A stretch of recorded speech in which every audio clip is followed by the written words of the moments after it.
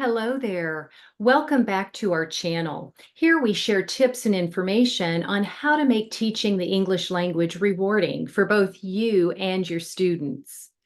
The Orton Gillingham approach for older students can be very effective, and this video serves to address the factors and prerequisites of the advanced language continuum, which does include advanced morphology.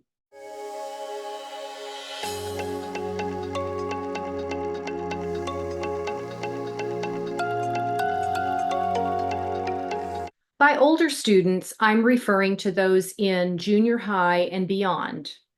Mastery of literacy skills is contingent upon many factors. The list I will share is certainly not exhaustive. However, these considerations are among the most prevalent determining factors. As it relates to the types of literacy instruction received, for those with dyslexia, it's imperative that they receive an evidence-based strategy proven effective for their specific learning needs. A phonetic, alphabetic, multisensory, repetitive, sequential, structured, synthetic, analytic, cumulative, cognitive, and diagnostic, and prescriptive approach is often the golden ticket to language acquisition. If students with dyslexia were not provided this type of instruction in the elementary grades, they often enter junior high ill-equipped for the rigors yet to come. Let's look at processing ability. Students who have average to above average processing ability tend to acquire adequate language skills with conventional classroom instruction. On the other hand, those with dyslexia may not be responsive to classroom instruction due to deficits in areas of visual and/or auditory processing. Another factor that mastery of literacy skills for older students is contingent upon is intellectual ability.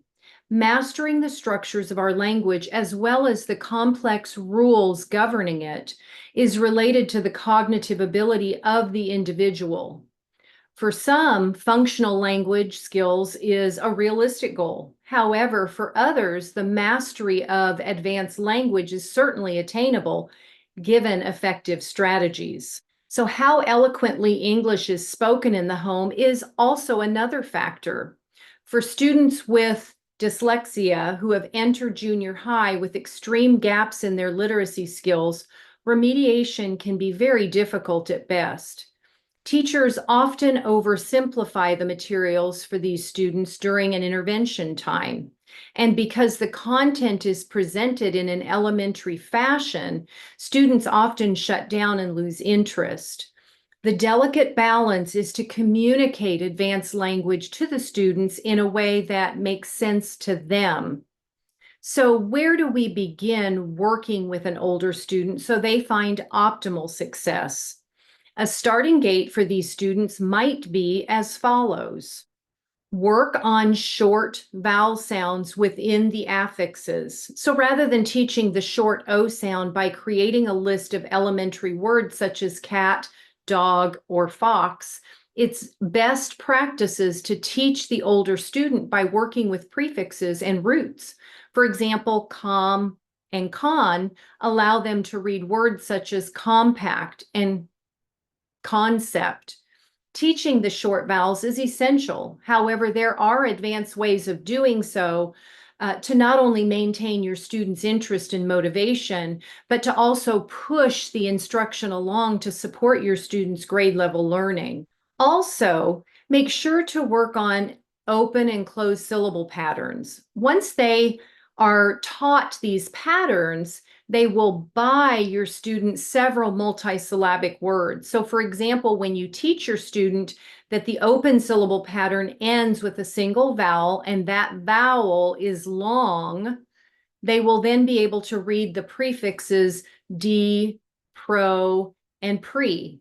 Likewise, if your student understands that a closed syllable pattern is a one-syllable word or word part with one short vowel followed by at least one consonant, they'll be able to read mand, dict, and ject. So these prefixes and root words will then enable your student to read words such as demand, predict, and project. It's also helpful to work on the vowel consonant E syllable pattern. So rather than teaching the vowel consonant E pattern using elementary words such as hope and bake and cute, it's important to teach your student that using suffixes, for example, such as aisle and aid and eyes. Understanding these syllable patterns, the older student will then be able to read words such as antagonize or lemonade or tactile. Be sure to work on non-phonetic aspects of advanced words. Teach your students that most of the English language is predictable. However, some learning might involve rote memorization. The non-phonetic parts of a word are those that do not follow conventional rules or patterns, and they need to be remembered, such as the final E in recipe or is voiced, and the final T in depot is silent. And it's also good to kind of share the derivatives and where these words come from. Given the starting gate, you can then use the same techniques to circle back and introduce the basic phonemes and rules to your student until he or she has mastered basic language skills. Again, the key here is not to make the material so elementary for them to shut down and lose motivation. So let's look at the prerequisites a student must master prior to receiving advanced language instruction. A solid understanding of the syllable patterns is important. So closed, open, consonant LE, vowel team, uh, vowel consonant E are controlled vowels. As a side note, when teaching the patterns to your student, begin with the open and closed syllable patterns as well as the vowel consonant E syllable pattern, because these will buy your students the most words. A solid understanding of the syllable division rules, particularly the vowel consonant vowel or the vowel consonant consonant vowel syllable division rules, are important starting points. So in order for a student to progress into advanced language learning and reading multisyllabic words, he or she must have mastered the blending of multiple speech sounds. A solid understanding of the roles affixes play in words is also important. The Orton Gillingham approach is cumulative, and understanding that prefixes change the meaning of words, whereas suffixes change the word's part of speech, allows him or her to build further to conduct word studies and more complex multisyllabic words. Teaching language skills using the Orton Gillingham approach for older students can be very rewarding, particularly when the students are motivated and enthused about learning. Presenting materials in such a way that is too elementary for them can be both disheartening and discouraging.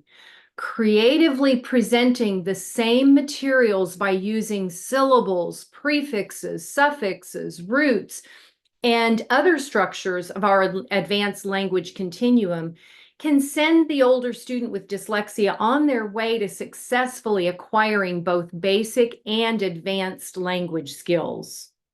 Well, I hope this video is helpful for you as you teach your students the English language. If you like this video, be sure and give us a thumbs up and subscribe to our YouTube channel. Click the notification button so that you will be notified when we share new videos. See you next time.